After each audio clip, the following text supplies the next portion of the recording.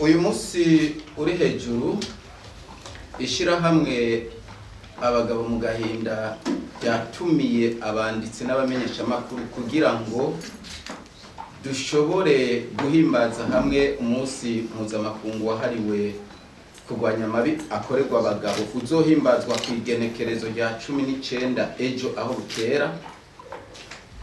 Twashimye kugira ico tubashikirije kuri uyu munsi imbere yuko iryo genekerezo rishika.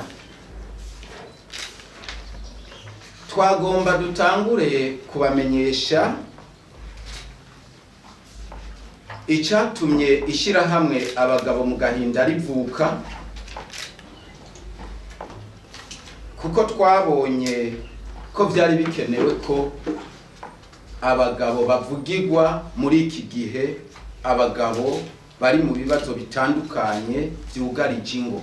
Ishirahamwe abagabo mu gahinda ryavutse ku itariki 1 y'ukwezi kwa gatatu mu 2021, ariko iciyumviro cyo kurishinga cari cabayeho mu 2018. Ryavutse kubera ko byagaragaye neza ko hari abagabo benshi bageramiwe mu ngo, bidatewe nuko ari ubugaba bwabo, ahubwo bitewe n'ubugaba bwabo bafatikanije kubaka ingo, bigatuma abagabo bataronka aho bavugira, bigatuma abagabo bataronka aho batabaza, nabo nyene ubwabo bakagira isoni zo gutabaza kubera imigani yo muri kahise ibakumira. Ni muri iyo ntumbero ishirahamwe abagabo mu gahinda ryavutse kugira ritabariza abo bose ribona ko bari mu kaga, kugira ngo bave mu gacerere barimwo, berekane nyabuna amabi bariko barakorerwa, berekane nyabuna ikumirwa bariko barakorerwa, kuko ariyo nzira yonyene yo guteza imbere igihugu n'ingo.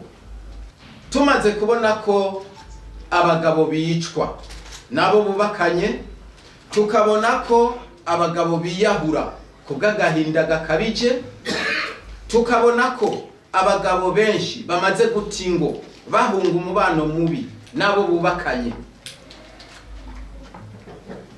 twahisemwo gushinga iri shirahamwe kugira ngo vyorohe bikunde turonkaho abagabo batabariza. Si kugihamana rero,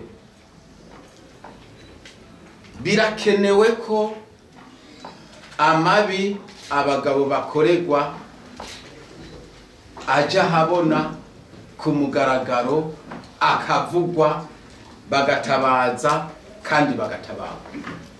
Ibikorwa ishirahamwe ryiyemeje gukora ni byinshi.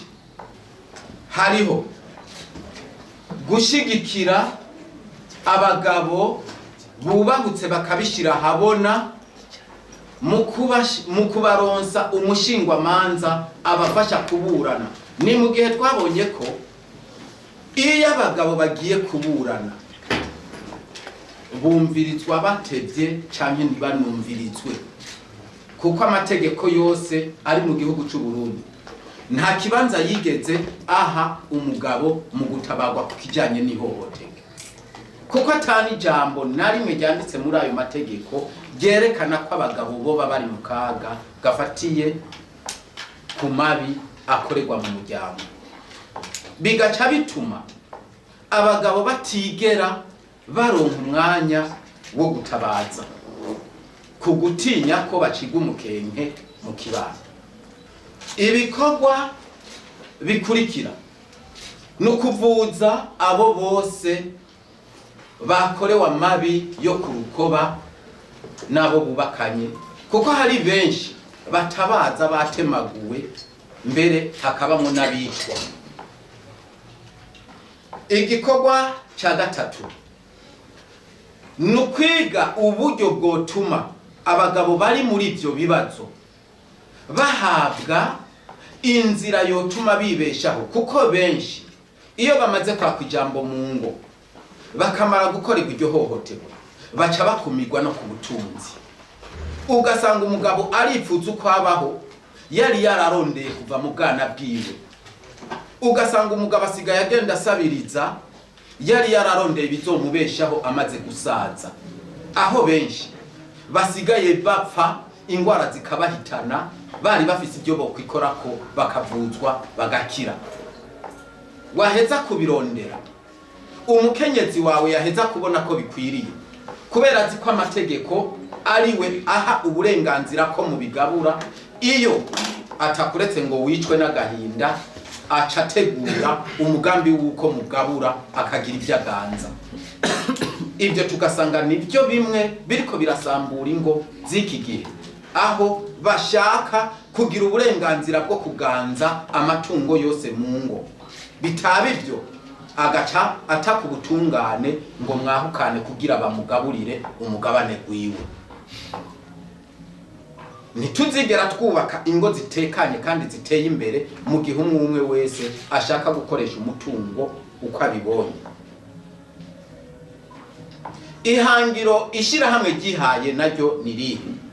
Ishirahamwe gihaye ihangiro ryuko mu Burundi haba ingo zitekanye, zitarimwo amajambo yo gukomeretsanya kandi ziteye imbere. Ni mu gihe haba hari ikiyago mu rugo, uguhuza kw'abubakanye no gukorera hamwe. Iryo niryo hangiro nyamukuru ishirahamwe giyemeje gushikana kw'ingo.